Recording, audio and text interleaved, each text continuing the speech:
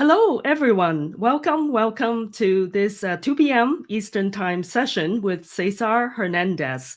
Welcome, and again, my name is Mary Gwigleski. We both are Java champions too, although Cesar came before me. So very happy to have Cesar talk about, I'm sorry, you know what happened is I have my other, let me turn it off. Okay, so without further ado, Cesar is going to talk, deep dive into the Java ecosystem security aspect. That's an area so important. So I'm really looking forward to this talk, and it's with open source and DevSecOps. So the stage is all yours, Cesar. So I'll turn this to you, and I'll exit. So. Thank you much, Mary, and for all the viewers, and also all the people behind the organization, Ken, and all the other Java champions also, and people from the community. So let's dive into the session.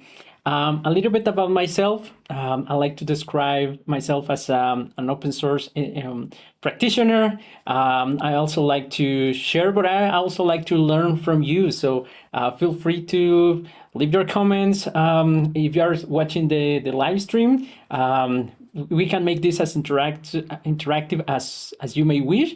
And for those who are watching the recording of the session, you can feel free to send those comments, and from time to time I go back to my sessions and try to interact also with the community.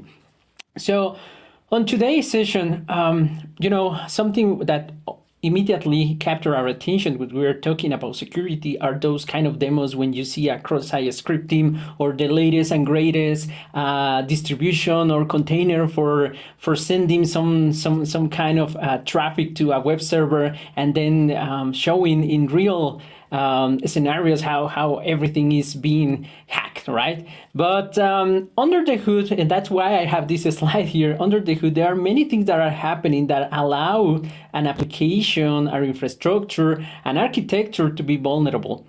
And for that, when we're talking within the Java ecosystem, where there are some basics that we need to clear out, and that's how this session starts. I have some examples, real world examples of how in the open source, it's like how in the open source, this process of the common vulnerability exposures are being addressed. And so going straight to show me the code is not going to happen in this session. But again, feel free to send all the questions, and I'm really looking forward to learn also from you. So many of these terms, it may be old or new to you. It depends on the role, organizations, or the community you are involved with. But DevSecOps is one of those new terms that we have been hearing for the past couple of years.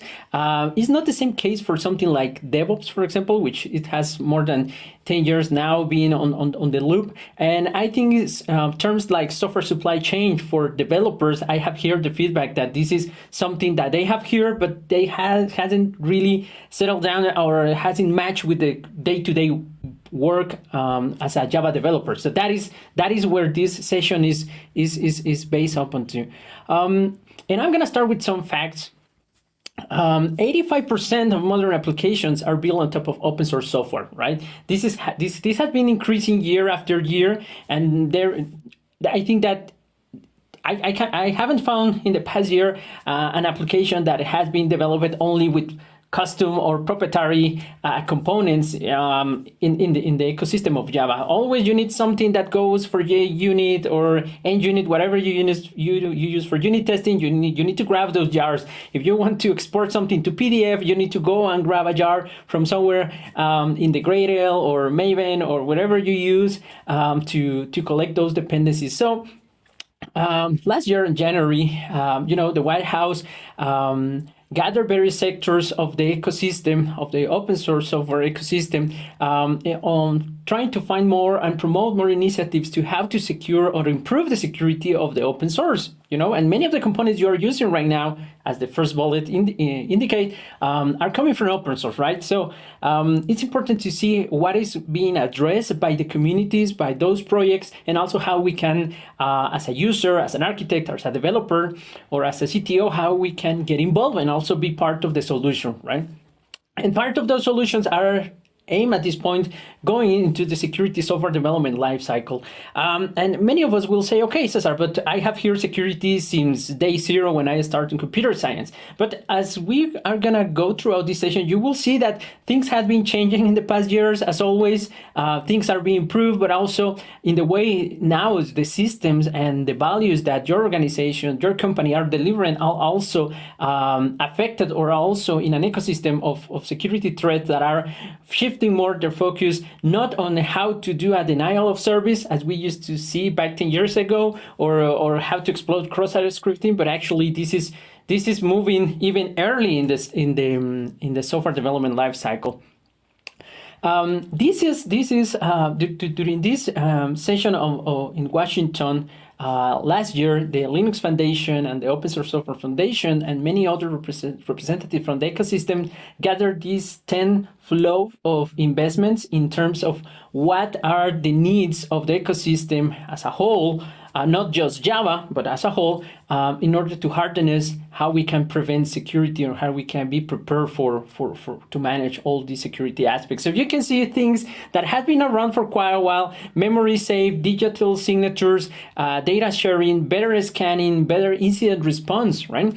Security education. So all these 10 aspects are part of this open source security mobilization plan.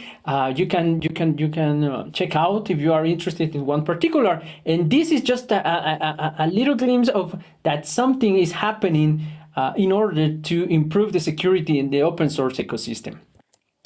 Last year, also, by the end of 2022, Sonatype released the open source, the state of the software supply chain report is the 8th annual report. And within that report, it contains a lot of interesting data. But one of the things that I want to translate to you in this session are some aspects that I think we as a Java developers, someone are not aware that is happening. And for all of those who are, it's the first time that they are seeing this session in terms of security. I left this slide to understand what a vulnerability is. You are reading there and where those vulnerabilities comes from and where they are discovered. So as you can see there are many places where the vulnerability is being discovered.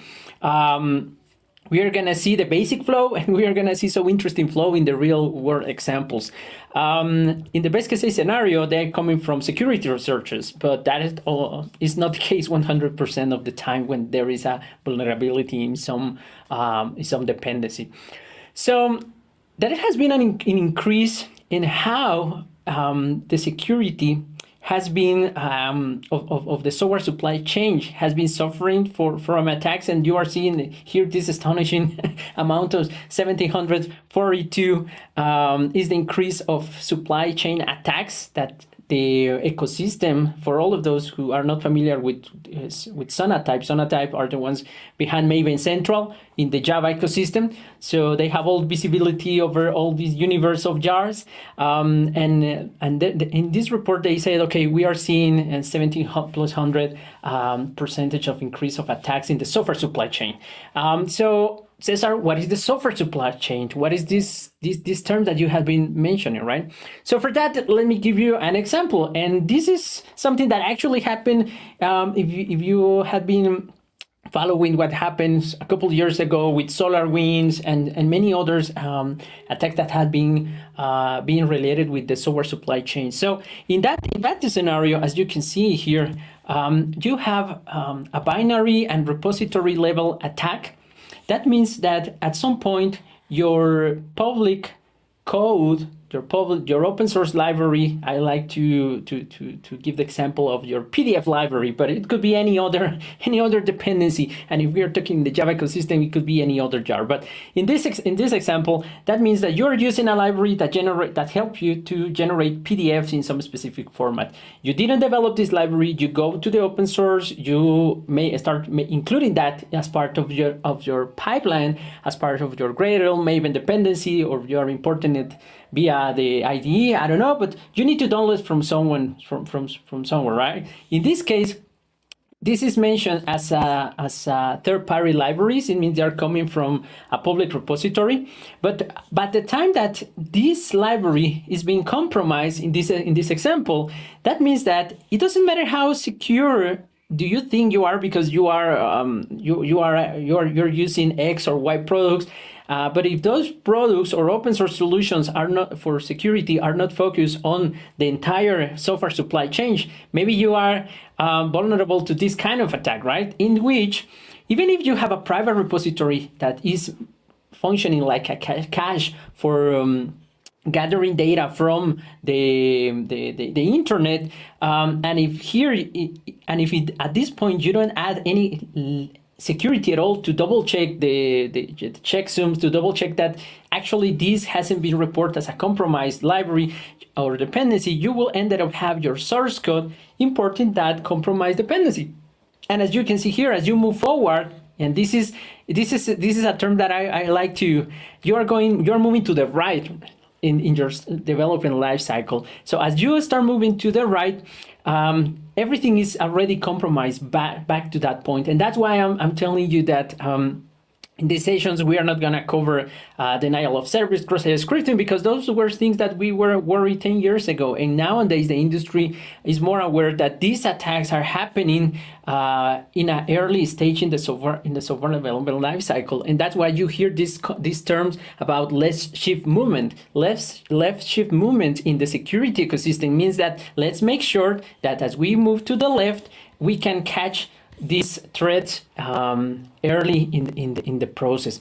So the rest of the slide is self-explanatory. You have your repository, you have your compiler. You can even be using Docker containers or any other container solution, Kubernetes. But at the end, even if you publish this into a container registry or you are delivering this as a third-party component for some others to consume and include in their applications, everything started in this part, right? And at that point, your solution, your code is already compromised. This has happening on many other environments like NPM ecosystems. But again, this is what I meant when I'm talking about the software supply chain kind of attacks that are happening more and more. And those 70-100% stats that you saw in the previous slide refer to this kind of, this is one of the examples of that.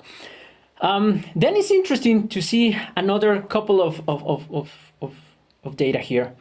Okay, Maven Central, 1.2 billions of vulnerable dependencies are downloaded each month. Imagine that. Someone is gonna say, Cesar, why that's happening? I can come up with hundreds of scenarios. One example it could be because the application that I am developing, for example, we haven't updated our dependencies in maybe 6 months, maybe 6 years.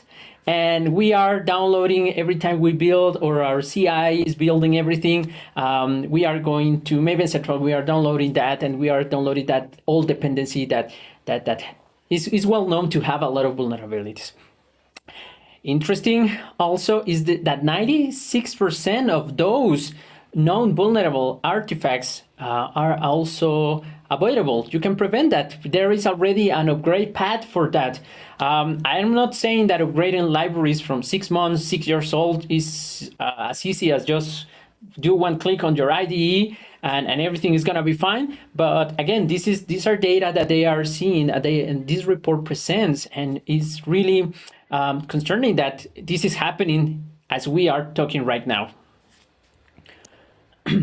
We as Tommy Tribe, part of our support offering goes also into the line of addressing CVEs, common vulnerabilities and exposures for ActiveMQ, Apache Tomcat, and obviously Apache Tommy. But we have seen this same correlation that the report has been showing us since the October last year, about the increase of CVEs also around in the open source. More people are finding more people are triggering faucets. If you're familiar with this term, more people is trying to explode security analysts and also the community as a whole. There are projects like the ones we're gonna see later on that open the door for people to harden those tests to make sure that the components are safe, right?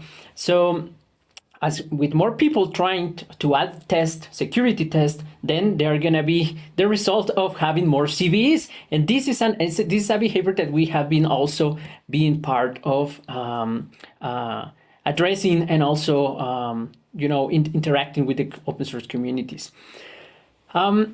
Then what this means, Cesar? It means like when we are talking about open source, we maybe, depending of the maturity level of the industry, or I will say the company, organization you are working for, it may be that we need to step back a little bit before installing all the tools to make sure that we are secure.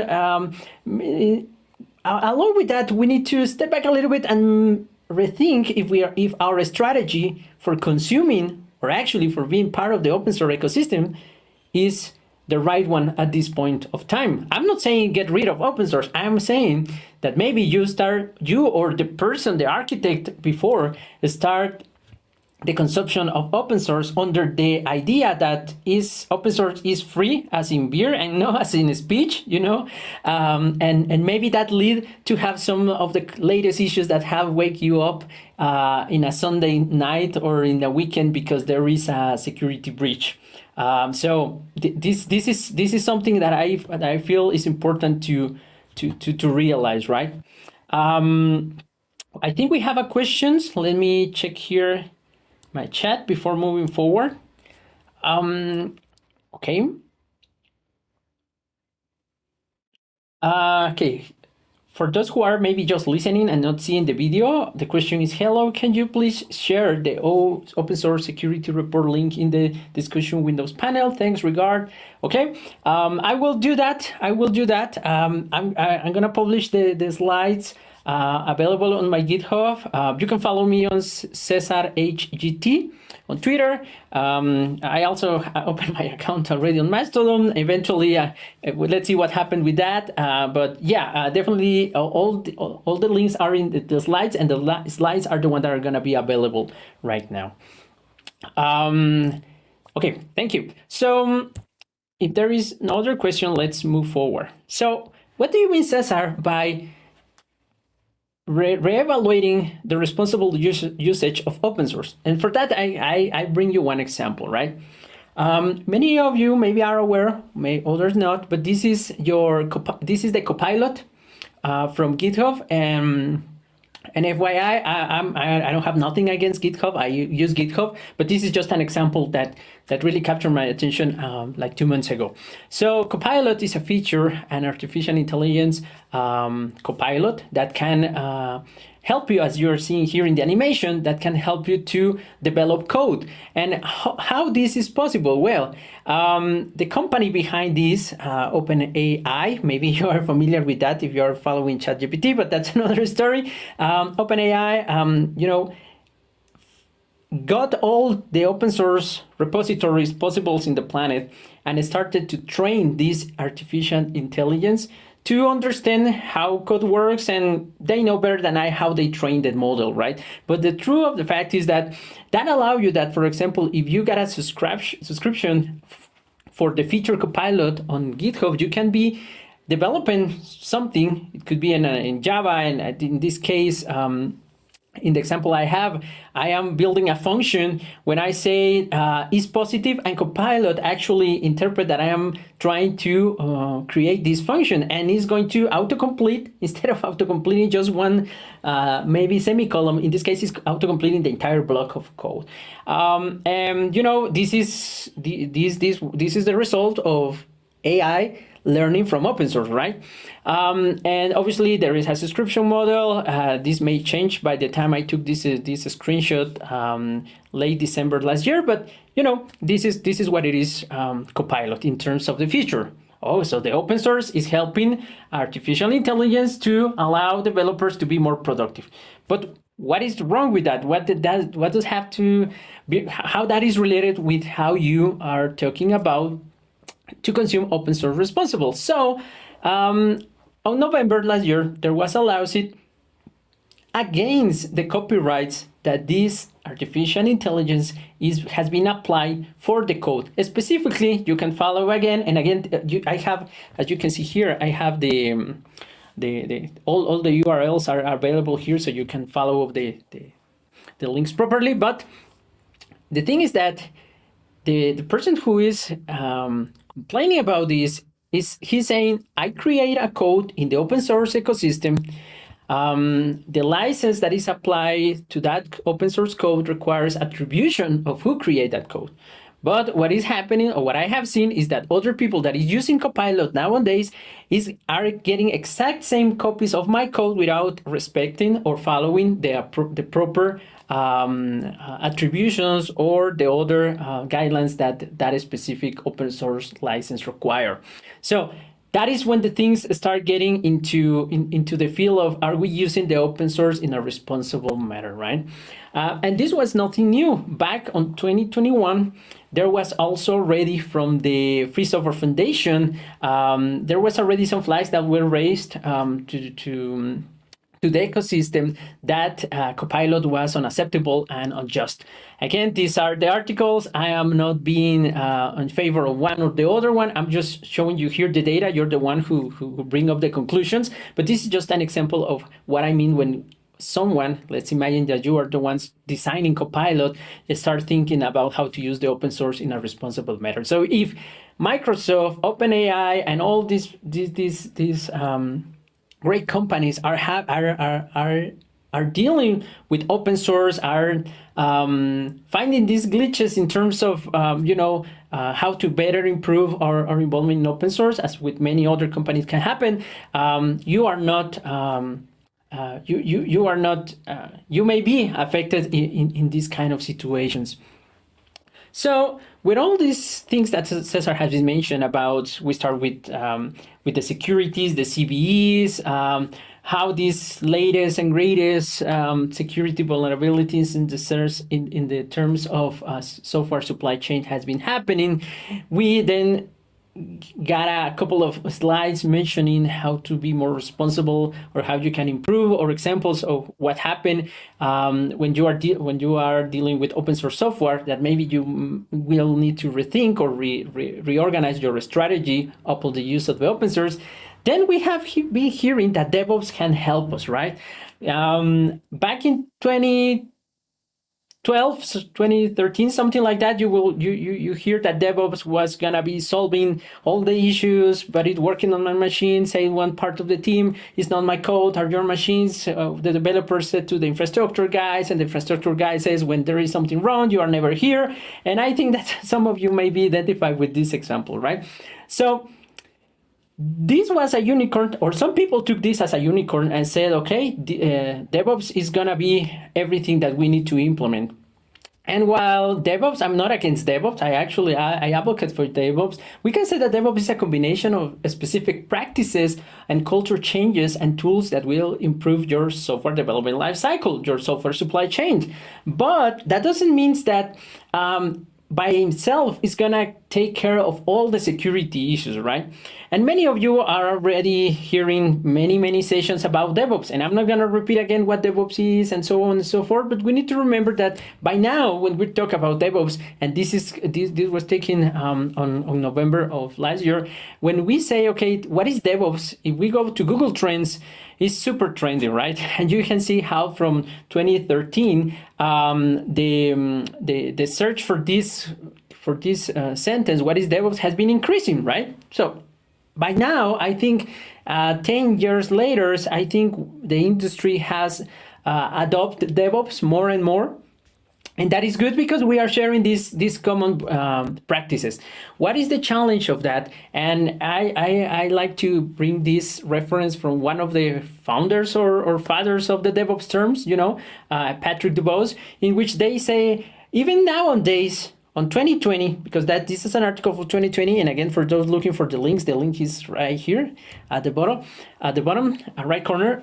There we are still struggling how to, and as he mentioned, how the buzzword hippiness goes in terms of roles within the DevOps ecosystem when you are maybe putting an offering for hiring new people, or maybe you are trying to be hired and looking for a job. You will find these SRE terms, system reliability engineers. What is a DevOps engineer? So the set of practices not only bring the challenge of adopting the practices, but also it has an effect of, okay, now we need to reorganize ourselves as an organization, as a company, to understand better how these roles will feel in those practices, or embrace those practices, or promote these practices. So there is a challenge of what we just saw on the slides, because Cesar was talking about DevOps, and how we implement it. And notice that we haven't talked about security yet. But again, this is what has been happening, and it's important to understand what is going to happen next. I think we have questions. So Vincent says, so we can't use only artificial intelligence like Copilot for non-engaging tasks such as learning. Should we use it for professional purposes? So the question here, and more and more with the artificial intelligence, is that I will say it will depend on how responsible is your usage of artificial intelligence. So I know it's not a one or the other one. Actually, it will depend on your organization. It will depend on your project if you are allowed to use artificial intelligence, and if you are allowed, you will need to have some framework or some kind of, and we are seeing this slide, some kind of role that will allow that you comply. So because if you are using artificial intelligence for develop something for professional purposes, like Vincent is mentioning, for security, let's imagine I'm going to use artificial intelligence for securing this piece of code, because that's what Cesar session is telling you. And what happens if then there is data compromise, and the investigation goes into it's the code that the artificial intelligence recommend you to use, or the improvement. So in that regards, who is responsible? And I don't have the answer for that, because it will depend on your organization. But I will say, I'm not against artificial intelligence. It just means I'm not against open source. It's more into the line of, we need to get more familiar with the term, let's use it responsible. And that will depend from the scenario we are asking the question, right? But great question, Vincent. Thank you much. So, around maybe, I don't know, 2 years ago, I will say, you start hearing more and more these terms, DevSecOps. And I'd like to quote this article that I am adding here, the links again, from the CD Foundation, when Steve Terrana, who is the author of this, for the Continuous Delivery Foundation Ambassador article, he mentions that no one agrees on what it actually means. And I heard this 10 years ago when we were starting to learn about DevOps. No one agreed back then, and we still are trying to agree on the roles of DevOps. So imagine now we have a new term in the last couple of years, that is DevSecOps. So for that, you guessed it, right? The sec is for security. But what is the challenge that we have now? And sometimes maybe we need to come up with new terms for all practices, just for the sake of making something popular or reinforce it again in our minds. And I'm going to include myself, even though when I was a teacher at university, I will say I need to relearn things myself if I want to teach new things to the students, right? So in these terms, when you go and you compare the Google Trends for DevOps versus DevSecOps, you see the clear difference, right? The huge difference here is in popularity is huge in terms of keywords to find what this means in Google Trends, and that's why, as the author says of the article, nobody still understands. But I've made my homework in the past year, trying to understand better and better, trying to apply some of these practices. And I can give you some examples. When we were implementing DevOps, we were worried about how many deployments we could do per day, how many times our CI system trigger our automation testing, and we were able to develop a new beta release or alpha release or release candidate. These were kind of the things that we were worried when we were adopting DevOps 10 years ago. With DevSecOps, the paradigm shift into how many vulnerabilities are we fixing proactively, or CVEs are we proactively detecting? How many patches are we applying that are related with security in this release? And these metrics are coming from applying DevSecOps practices. Because again, DevSecOps is not a unicorn that is going to say, I'm going to release you from worry about security threat in your software supply chain. It's just a set of practices, how you apply them and what tools you use, as we're going to see a couple of examples of tools. That is up to you, and it will depend on your from case to case. So a common of those practices you are seeing here, and you will say, well, I don't see nothing new in this. Everyone is responsible for security at every stage. I knew that since the 80s, since the 90s. Yeah, but let's go back to the slide number 2 of Cesar's presentation. Remember that we saw that there is a 1,700 increase on software supply chain. There are 90 and something plus affected libraries that are downloaded every day. So something is happening between the practice that we all sometimes take for granted and the reality, right? Practice to build security and quality into software delivery process is what we just saw in the diagram of the software supply chain attack. How to facilitate trust in this software supply chain? Well, I already gave you a couple of examples, and at the end, now this kind of practices give you also flags and measures that will allow you to understand how mature are you in the process of adopting DevSecOps. How are you again, just one example, ask the question, how many CVEs our application has been resolved before going into production in the last 2 releases. If you don't have an answer for that, well, that's why I'm presenting here DevSecOps, right? There are many practices, there are many resources available online. This is not a DevSecOps only session, but again, this is something that you will may be interested to look into if you at this point feel that you are in a mature state of DevOps. So DevSecOps also can be described as a natural step or evolution after you have a maturity level of DevOps implemented. Some of the, apart from the key principles, inventorying and also monitoring, having a self-service or balance the measure frequency and deep of how you are dealing with security, how to map, or example, how you can find ways to map your process and identify the bottlenecks in the process. All those things are important, and those are coming from DevOps, right? How to find in your software supply chain the bottlenecks. So if you add to that, what is the bottleneck of how much we have been finding in terms of security threats in our application, we identify that the bottleneck in the entire software supply chain is A or B. You have now data to see, okay, what can I do to improve that bottleneck that will improve the security, the proactive security patching, the proactive security findings. And these are just like 4 key points of the SecOps: inventory, prioritize, implement, and validate. And at the end, I will say scan, scan, scan. It means you will need to have the tools available and a process set in place to feel comfortable to get scans every day of all your open source artifacts, all the code that you are consuming from third-party repositories, as we saw in the example at the beginning of the session.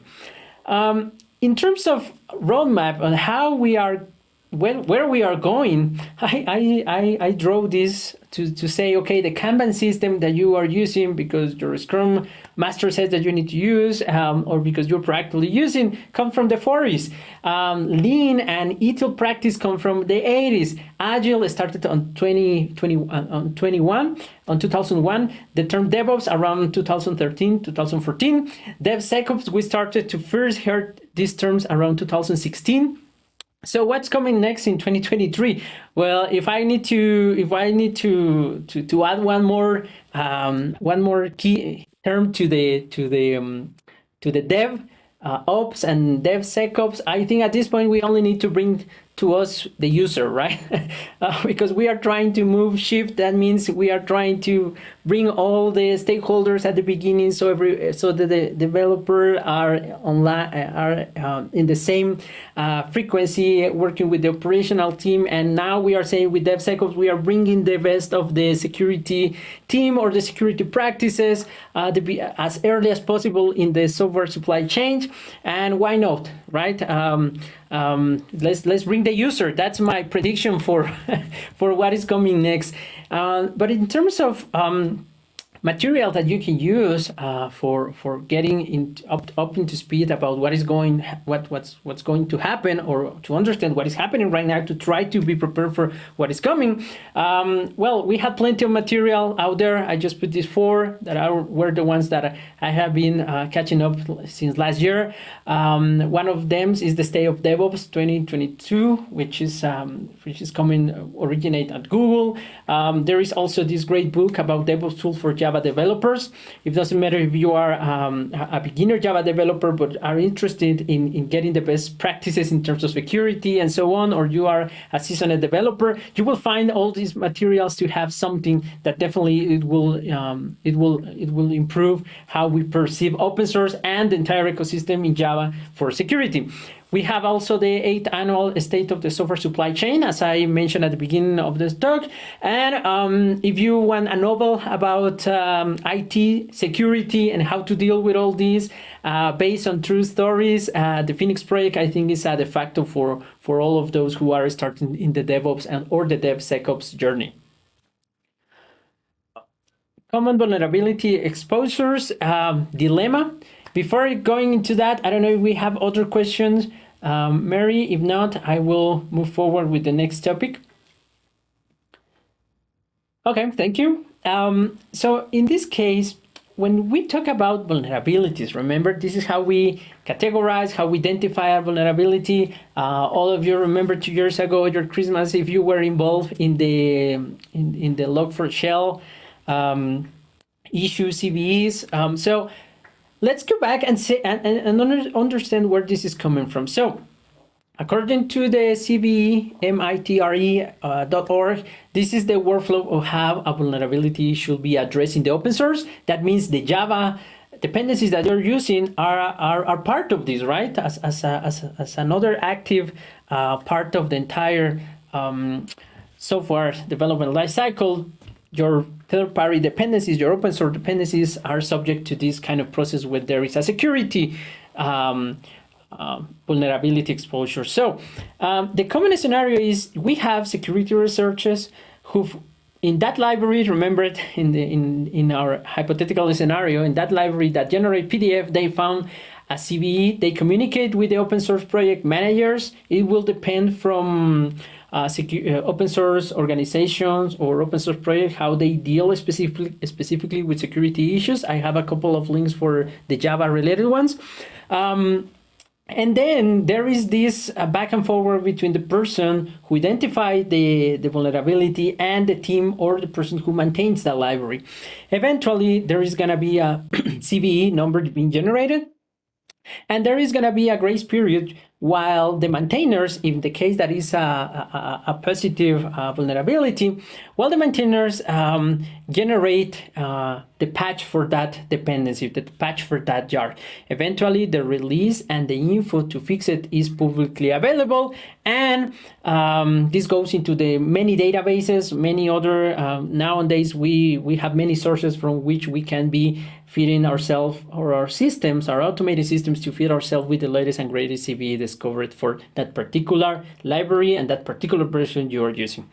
And that's it, right? That's the happy path, as I call it, for the CVEs. But in the practice, sometimes doesn't. Some CVEs doesn't follow that same path, and I think that's something that happened. And this is a real world scenario again.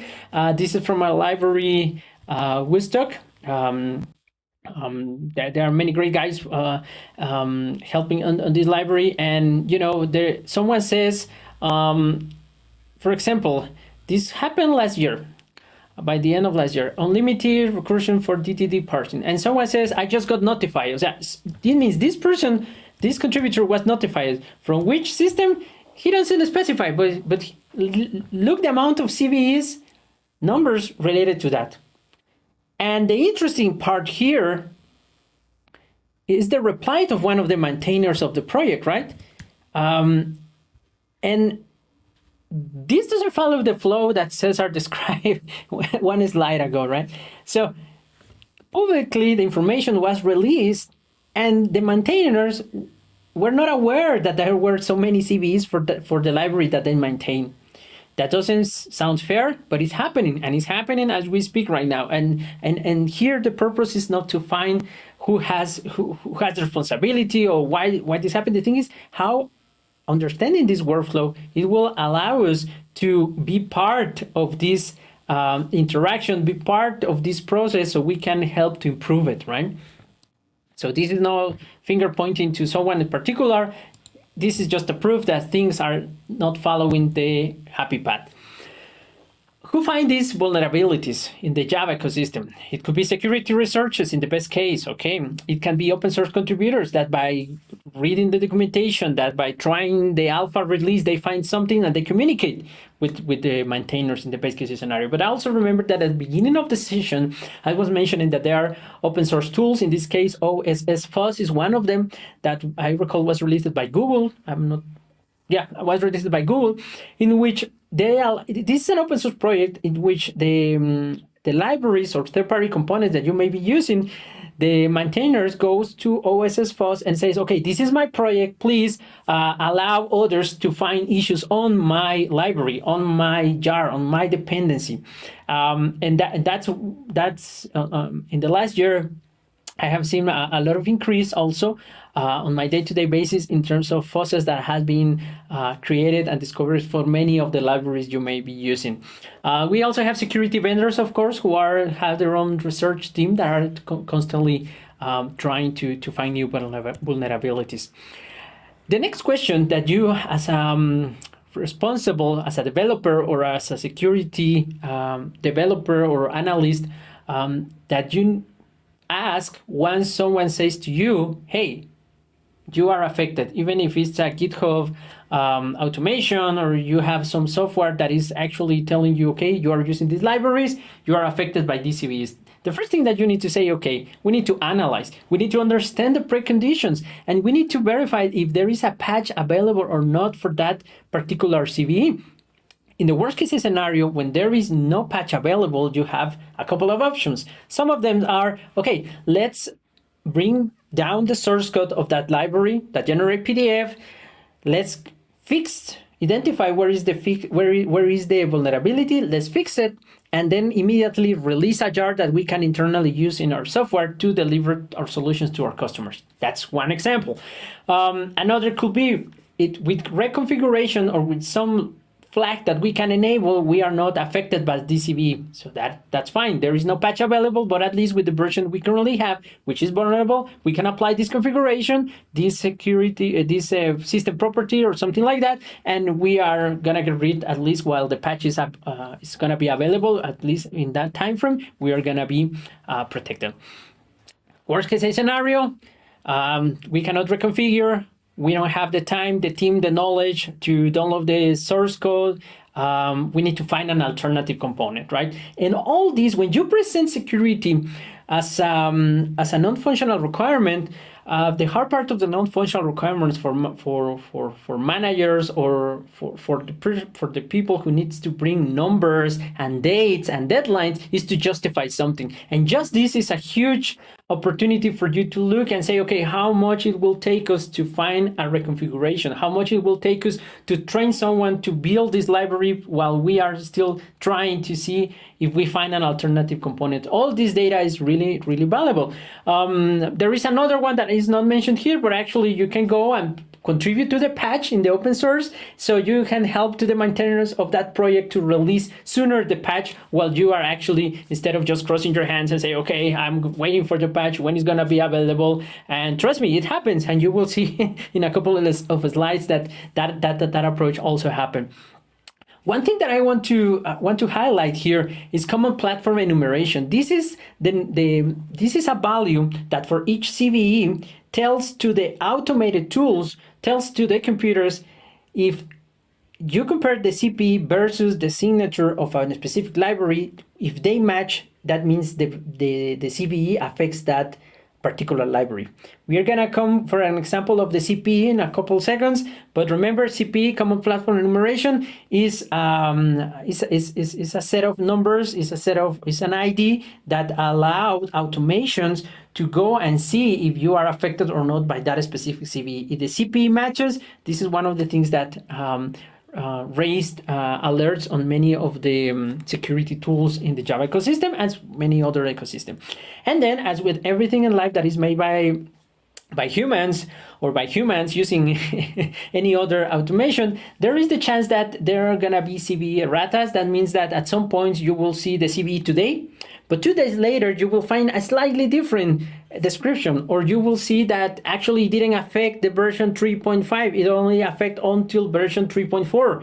So there are changes. The CVEs are a moving target for all of those who are dealing with it on a daily basis. So it's not something static that we take for granted.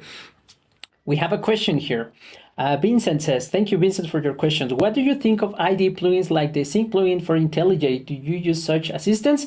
I use that one and many others. I have a section for tooling. They are great because, for example, in IntelliJ, when you are independently of the plugin, the fact that your developers or you as a developer, when you are coding and you're creating your POM file, for example, you are including some new functionality, and by the time you are pasting the version of that library that you are adding or updating, is gonna give you right access to know if that version is being affected. It could be, it has happened to me that, for example, I am working on a project today, and everything looks good, all the test passes, the IDE doesn't tell me you are vulnerable, my CI and automation is not telling me you are vulnerable. But just when I wake up the next day, I got the notification already either from my CI system, or actually when I am dealing with the code the next day, or with the structure of the project, when I am doing the patching of different versions, I start seeing more and more alerts, and that is coming from the IDEs. And thank you, Vincent, for mentioning the IDEs. Again, this is, remember, trying to follow this shift left approach. It means let's move to the left in the development lifecycle, and let's bring that data of security threats to the developers. Don't expect the software to be on production to finally at that point hire a third-party service, a third-party company to actually try to find vulnerability risk to your systems. You can do that and use this example. So thank you, Vincent, for the reminder. Oscar Dario Flores has another question. Could you tell me which tools can use in pipeline in order to improve the security on my source code? Great question. We are let me go here. I'm gonna jump and answer your question because you took the time to ask that. So as you see, I have plenty of them. We have the bot armada, as I call it. It means these are all the automations that you can hook up on GitHub. Sync is just one of those. We have the one from JFrog. We have the one from Sonatype. We have a lot of them, and they are aimed to analyze your source code and give you this information about CVEs. In terms of tooling, for example, for Java tooling, for checking your dependencies, in the example we are talking about, we have had for quite a long time the OWASP dependency check, JFrog X-Ray, Nexus Lifecycle, and as Vincent mentioned, we have Sync OSS software composition analysis, because at the end, if you want to use JFrog X-Ray or Nexus Lifecycle or Sync open source plugins on, for example, GitHub, you need to have an account of either of these three services that you can hook up to your GitHub Actions. And to reply to the previous question, these are some of the toolings. And yeah, I jump into these slides in honoring of the question that you are making live. So yeah, this is just a couple of examples of tooling. Let me go back to where I was.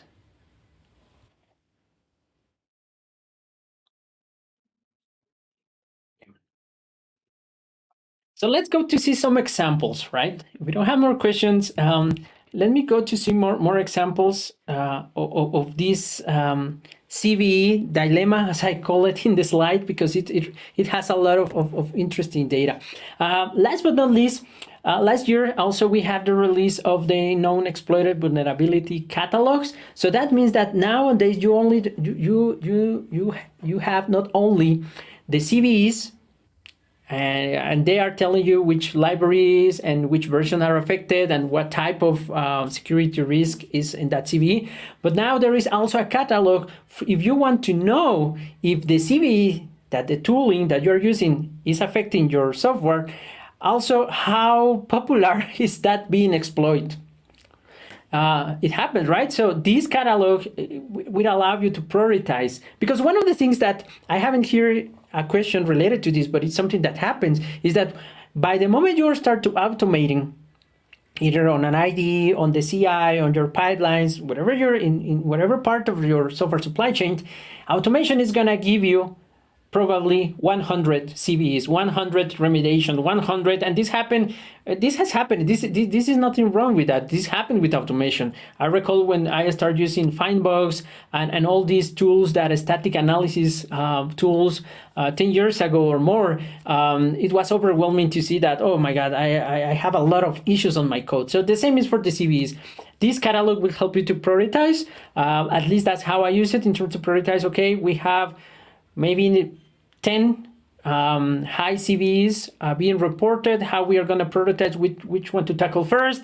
Let's go into the catalog of the common exploited vulnerabilities, and that's going to give you some data that you can use. How can I contribute to this ecosystem, Cesar? Well, let's go back first to the open source definition. Who is in charge? You. Of the open source. Yes, the governance of the open source depends on the community, not in one person. Who can contribute? Who can make decisions? How can I join? I feel that this project, this rocket science, I will never be able to try to contribute to that open source project just by signing into the mailing list and saying, hi, my name is Cesar. I'd like to contribute to this. My background to this open source project to generate PDF. I have seen that we have a lot of security issues. I have a background of this and that in this tooling. How can I help? Just by presenting yourself in an open source project, you are starting to be part of that ecosystem. That at the end is the community, and is the community the one in a healthy open source ecosystem? The community is the one who takes the decisions. Example of Java open source security processes and policies.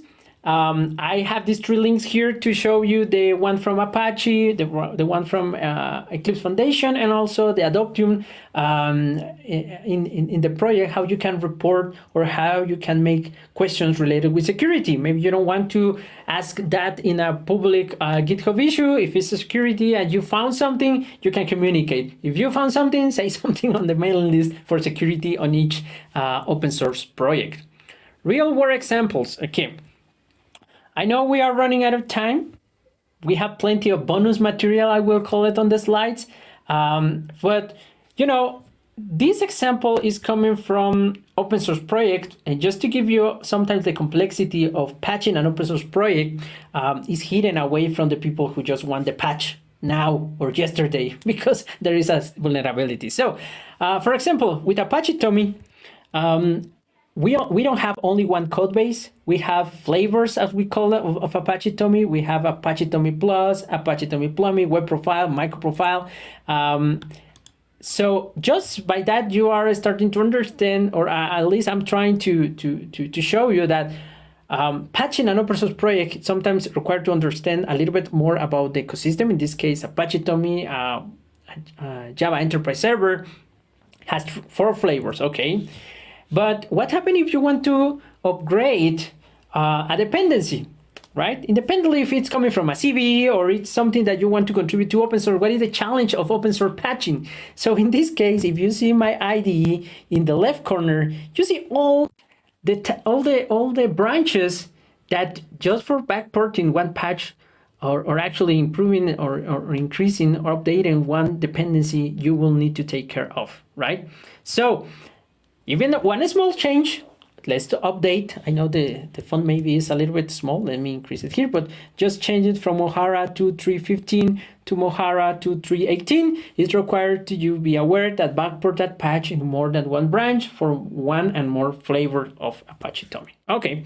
Yes, but we have multi-module project. Okay, yes, we have multi-module projects in Maven and so on and so forth. But unfortunately, there isn't the concept of a multi-branch GitHub Maven project. Not yet, right? So you need to do that backport. So this is just a glimpse of what it means, right? And in the best case scenario, when you are dealing with CVEs, well, with fixing vulnerabilities, you are dealing with maybe upgrading one library. But in cases when you are actually part of the software that you are maintaining is actually the one that needs the patch, you will need to do backports, go on forward within branch, and you will have to deal with conflict resolutions like the one you are seeing here, right? So the complexity starts to increase a little bit by little bit. Take this into consideration, and let's see another real-world example. There was a library, in this case, Faster XML, Jackson Data Binding, that had an issue. Someone reported, and someone said, okay, please, we have seen that every week we run the vulnerability scanner and Jackson Data Binding pop-ups into the alerts, right? This contributor says, how can I help to improve the security in this project? One of the maintainers replied with some interesting sentences. There is no large dev team behind Jackson, even though it's very popular, right? And this is from the open source. I'm not making up all of this.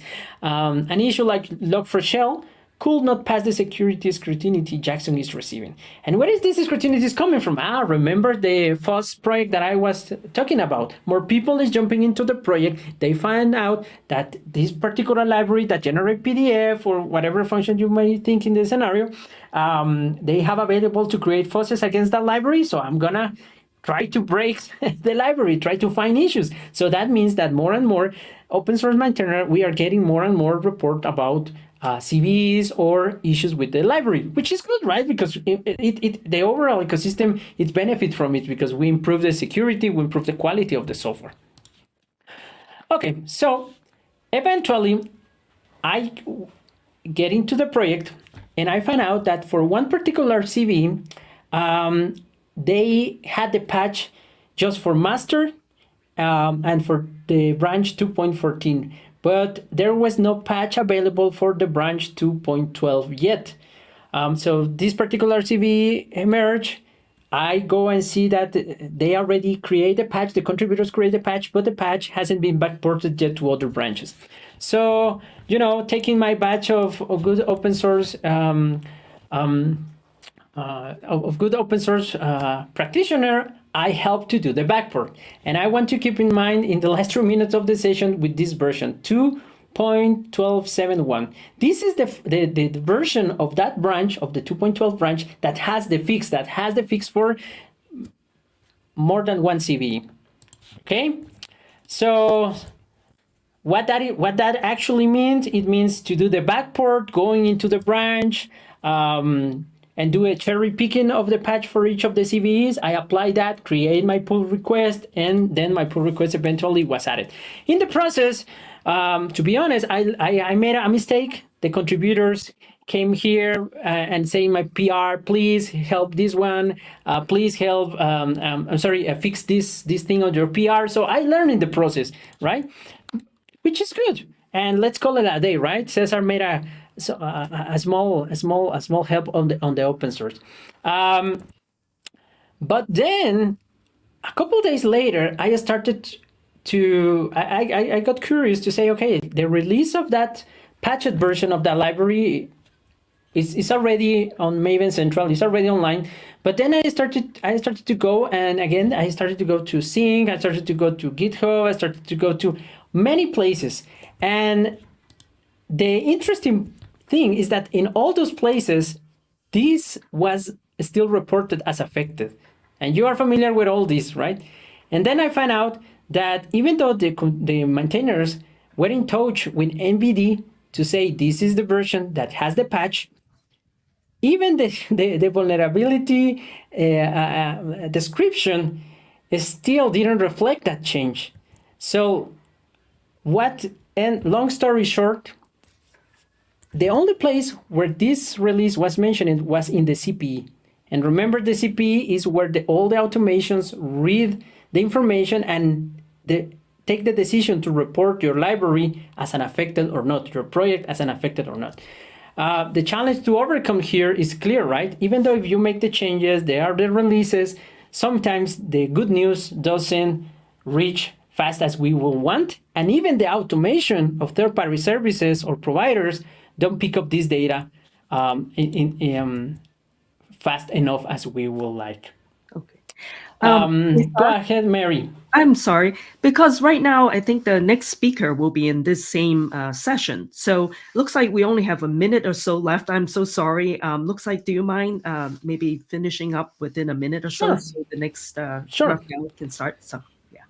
Sure. Thank you, Mary. Thank you, Mary. And thank you all for the great questions that you made. I think that's the value added of being live. I want to thank to all the fellow Java champions, the community as a whole, you, Mary, and all the ones who saw the session. The slides are going to be available on my GitHub via a post on my social media.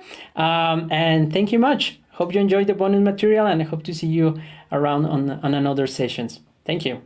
Thank you, Cesar. Thank you, everyone.